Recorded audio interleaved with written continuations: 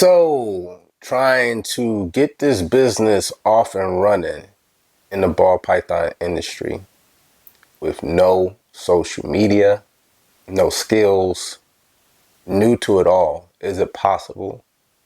Better yet, is it worth it to even try? Let's get into it.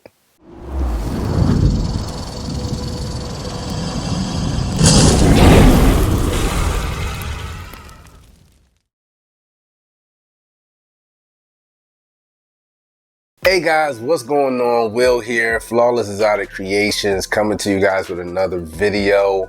And right off the bat, shout out to my man Sloan Morris. Hit him up for the 3/4 sleeve shirt. Loving it, loving it. Support the people that support you.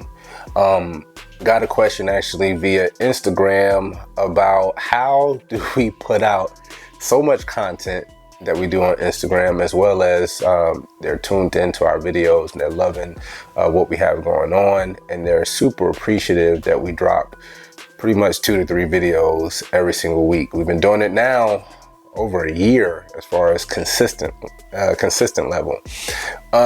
Speaking of mistakes, I'm not going to edit any of this stuff out because I think it can help everyone, and I'll get into it. So, as I asked at the beginning of the video, that was their question. How do we do this coming from a person's perspective that is similar, say, to how Audra got started?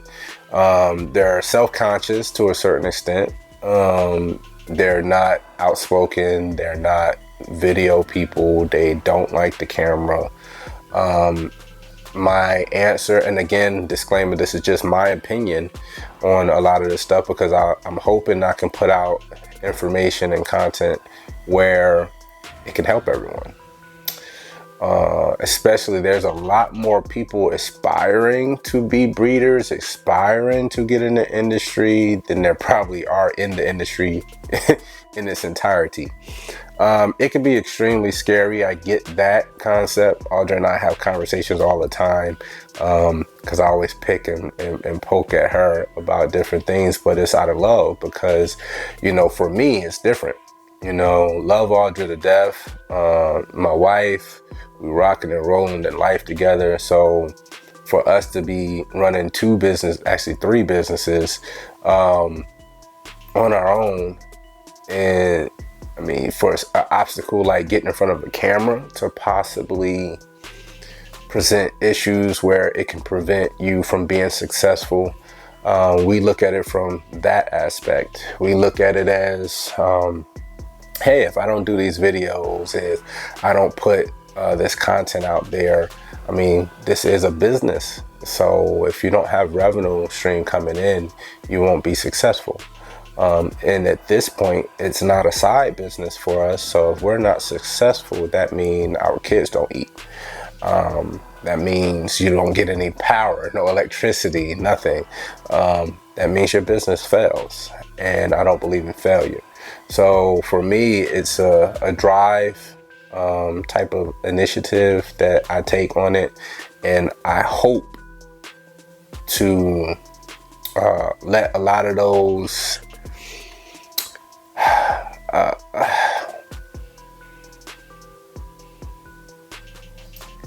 genuine characteristics rub off on Audra, which it has, just like a lot of positive things from her rubbed off on me when it comes to doing these videos. So a lot of time when she do her recordings, I watch and I'm extremely happy, and it's extremely it's a pleasant feeling to watch this transformation of her going through, that she's going through in this process. And the reason I'm going to leave all this and not edit anything out is to show you how human I really am. I mess up words, I mess up thought process. Audra's always messing with me because I always say adults as adults, but because it's funny, but sometimes you have to laugh at yourself. You're gonna have to be extremely vulnerable when it comes to this content, especially when you're coming up with a creative process of wanting to put creative content out because you have a passion for the business side of things and for the keeping side of things, but you also want to inspire and motivate other people to join the wave and come into the community. So you have to be, you have to take the good with the bad. That's why we're so anti-conflict, and we want to basically welcome everybody who has a positive mindset into our world. But as far as starting social media and or starting the business side of things and not doing any social media, and again, this is just an opinion. Everyone has an opinion. I don't think it's possible, guys. I really don't think it's possible. At this day and age, maybe 20, 30 years ago, absolutely. But now you got to think about it. A lot of you guys are watching us right now on your phone. A lot of you guys watch us on Facebook, on your phone, watch us on Instagram on your phone. A lot of you have Instagram pages with no content, and just so you can check out what's going on in the industry and the hobby, what cool new morphs have been created, which is cool. There's nothing wrong with that. But when you are ready to transition to producing animals and you don't have the avenues to increase your reach so that you can reach the potential customer that your animals are for, that's where the problem lies. So hopefully videos, go back through, watch a lot of our videos on the business side of things, on the keeping side of things. We've just been trying to show our journey on how we got to this point, and more so the direction of where we're trying to head, but come across extremely transparent to let you guys know this stuff is not easy. We're going to make mistakes. We're going to continue to make mistakes. And I say that not to say, hey, I know I'm wrong and I'm going to say this, or I know I'm wrong. I'm going to say that things are going to be said, things are going to be done, and then we're going to find out information or educate ourselves afterwards and find out that that was the wrong thing. That's human nature. We're creatures of habit. But for you guys that are needing direction, continue to reach out to us. Ask any questions. They ask questions on what cameras we utilize. We have a lot of different cameras, so inbox us on Instagram or wherever you want to reach us at. We will answer anything to help you guys get going. We watch everyone from the top dogs in the game. We try to jump on everybody's lives. We've been asked to come on interviews. We're always welcome. I mean, we're going on everyone's interviews. We try to bring everyone on our podcast as well, which goes down twice a month, every other Sunday with Sloan Morse. Definitely hit them up. I don't know really what more we can do to be more transparent, more welcoming to new people like ourselves. I feel like it wasn't very difficult getting in. Unfortunately, there was a lot of negative talk when we got in, and I think it's more of a personality clash with people. I don't really think it's just, the industry is that hard. The industry is going to do what the industry is going to do. When you look at yourself in the mirror, you got to ask yourself, like, how are you going to respond? What programs are you going to work? What are you going to focus on? What are you going to do different? You can't just keep trying to reinvent the wheel. There's so many different morphs, and I'm not going to get into the whole morph talk, but there's so many different morphs that it's literally impossible to create every single combo. It's impossible. So pick a lane, jump in it. I really liked the interview we had with Jose Chavez. He was on our podcast this past Sunday. Go check out the rewatch. It was an awesome live. It was hilarious. We have a blast when we do these lives. A lot of people chime in, which is really cool. I think we had up to 35 live watchers, which is really cool. A real chill moment. But he's focused on disco, which has been around forever, but yeah, not too many people have focused on that specific incomplete dominant, and he's taken it in a few different directions. So I look at stuff like that and how you could be creative with even just one gene, and maybe I'll do a video on that, because yes, we've attempted to do what we're doing on what's a large level for us. I mean, it's considered small to some people.